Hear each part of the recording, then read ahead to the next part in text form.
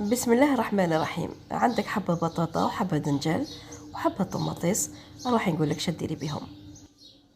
كما راكم تشوفوا نقبض حبة تاع الدنجال، نغرس فيها السكين ونديرها او نديرها على النار تنشوى.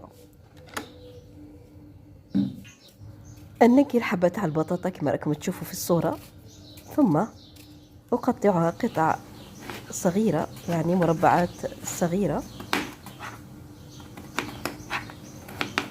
ومن بعد ندير الزيت يحمى مليح مليح، ثم نقليها.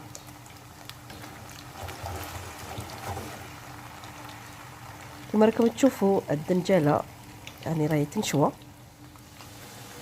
بعد ما تنشوى الدنجالة نقوها، نقلعوا لها القشرة نتاعها مليح مليح، ثم أقطعها قطع صغيرة ونديرها في الطبسيل ونخرها على جهة.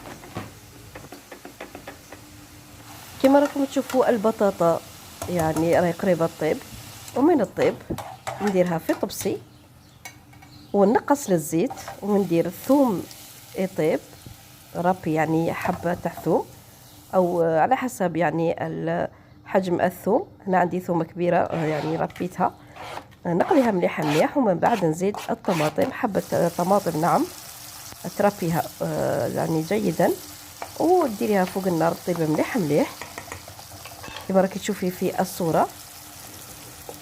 نزيدوا الملح وايضا الحرور، ومن بعد نخلطوا مليح مليح ونزيدوا الدنجالة تلك التي شويناها من قبل. نعم،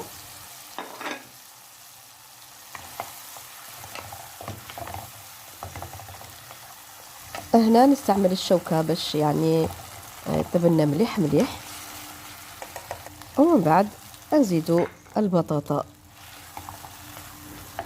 نخلطوا المقادير كلها، يعني نجموا نبدلوا الدنجال بالفلفلة، يعني تشويها سيدتي وديريها في حبة الدنجال عادي جدا، ولا ديري الدنجال مع الفلفلة والبطاطا يجي ما شاء الله، ونشبعها بالمعدنوس وشهية طيبة.